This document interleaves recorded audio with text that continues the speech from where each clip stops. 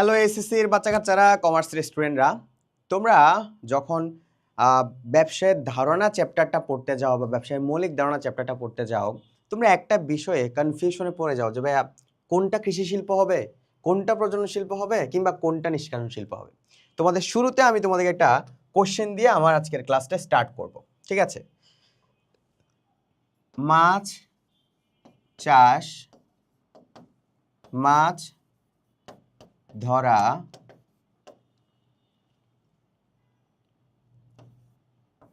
ধান চাষ। So please কমেন্টে এই প্রশ্নগুলোর উত্তর দিবা। হাই, আমি বাহাউদ্দিন হৃদয়, পড়াশোনা করছি ঢাকা বিশ্ববিদ্যালয় FBS-এ। বিগত 4 বছর কমার্সের প্রায় লাখখানিক শিক্ষার্থীর একাডেমিক অ্যাডমিশনের জার্নির অংশ হয়েছি। আজকে আমরা খুব শর্ট ট্রিকের নোমেরিক টেকনিক অনুযায়ী আমরা এই যে কৃষি শিল্প কোনগুলো হবে, প্রজনন শিল্প কোনগুলো হবে, নিষ্কাশন শিল্প কোনগুলো হবে, আজকে একবার শিখিয়ে দিব। ইনশাল্লাহ তুমি মানুষকে শিখাইতে পারবা। সো এগুলোর উত্তর দেওয়া যদি কমেন্টে হয়ে থাকে, যে কোনটা কি উত্তর হবে এখন বলবো না, আগে শেষ করি, ঠিক আছে? এখন একটু মুছে দিচ্ছি। আসো, আমি তোমাদেরকে খুব একটা মজার ঘটনা বলি। সেটা হচ্ছে কি, দেখো, যত রকমের উদ্ভিদ জাতীয় বিষয় দেখবা, চোখ বন্ধ করে, আমি বাহাদুর হৃদয় বলতেছি, চোখ বন্ধ করে তুমি কৃষি শিল্প লাগাই দিবা। কিভাবে ভাইয়া? ধরো কোনো জায়গায় ধান, পাট, হ্যাঁ, গাছ, হ্যাঁ, কোনো কিছুর সাথে, উদ্ভিদ জাতীয় কোনো কিছুর সাথে যদি চাষ থাকে, চাষ, ধান চাষ, পাট চাষ, মূলা চাষ, আলু চাষ, হ্যাঁ, এরকম কিছু একটা থাকলেই চোখ বন্ধ করে কৃষি লাগাই দিবা।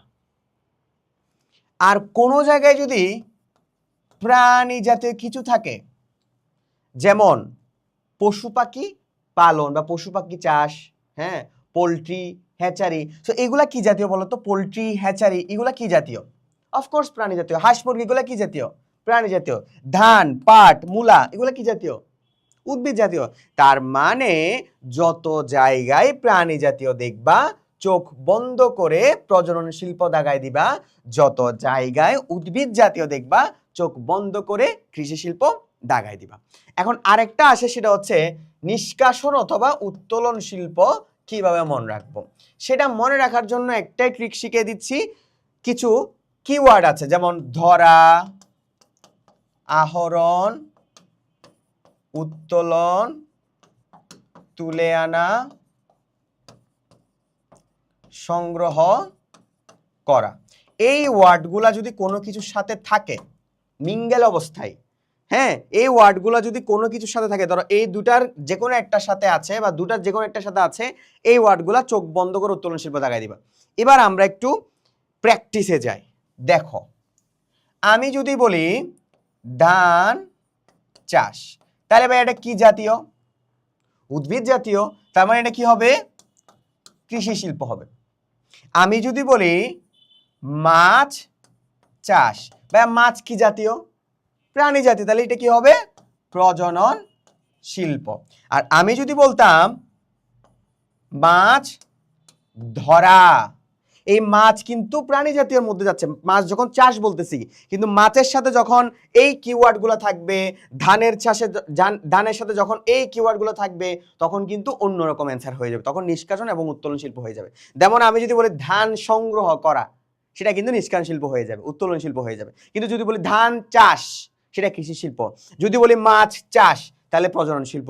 যদি বলি মাছ উত্তোলন, নদী থেকে মাছ আহরণ, হ্যাঁ, তাহলে এই ওয়ার্ডগুলো যখন কারোর সাথে বসে যাবে, সেটা কৃষি শিল্প না হয়ে, প্রজনন শিল্প না হয়ে উত্তোলন অথবা নিষ্কাশন শিল্প হয়ে যাবে। যেমন মাছ ধরা, মাছ আহরণ, হ্যাঁ, মাছ উত্তোলন, নদী থেকে মাছ সংগ্রহ, বন থেকে কাঠ সংগ্রহ, বন থেকে কাঠ আনা, হ্যাঁ, এগুলা সবগুলা নিষ্কাশন অথবা উত্তোলন শিল্প হয়ে যাবে। তার মানে যত জায়গায় কৃষি উদ্ভিদ জাতীয় দেখবা, চোখ বন্ধ করে কৃষি। যত জায়গায় প্রাণী জাতীয় বিষয় দেখবা, চোখ বন্ধ করে প্রজনন। যত জায়গায় ধরা, আহরণ, উত্তোলন, তুলে আনা, সংগ্রহ করা দেখবা, চোখ বন্ধ করে নিষ্কাশন অথবা উত্তোলন শিল্প দাগাই দিবা।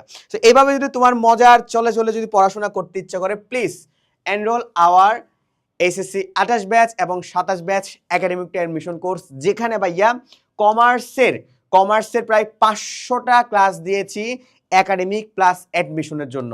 এখানে যারা ক্লাস নিয়েছে প্রত্যেকটা স্টুডেন্ট ঢাকা বিশ্ববিদ্যালয়ের এবং এফবিএস এর, হ্যাঁ, এবং ঢাকা বিশ্ববিদ্যালয়ের অনেক বছর ধরে পড়াচ্ছে এই স্টুডেন্টরাই কি ক্লাস নিয়েছে।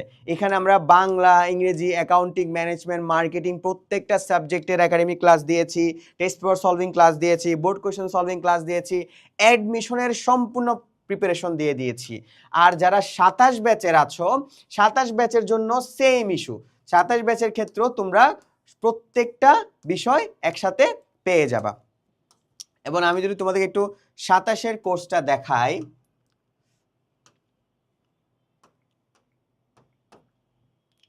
এসএসসি 27, ওকে, এই যে 27-এর কোর্সে তোমরা যারা 27-এর স্টুডেন্ট আছো, এই কোর্সও তোমাদের একদম একাডেমিক থেকে অ্যাডমিশনের সম্পূর্ণ থিওরি ক্লাস দেওয়া আছে, টেস্ট পেপার সলভিং ক্লাস দেওয়া আছে। এখন যেহেতু তোমার 27 ব্যাচ, তোমাদের কিন্তু এখন অ্যাডমিশন নিয়ে একটু ঘাটাঘাটি করতে হবে, অ্যাডমিশনেরও ক্লাস দেওয়া আছে। তাই চোখ বন্ধ করে এখনই দ্রুত কোর্সটি এনরোল করো না, এবং কোর্স এনরোল করার জন্য এখনই ভিজিট করো এডসকোর্স অথবা হালকা স্ট্যান্ড ইনবক্স। আসসালামু আলাইকুম।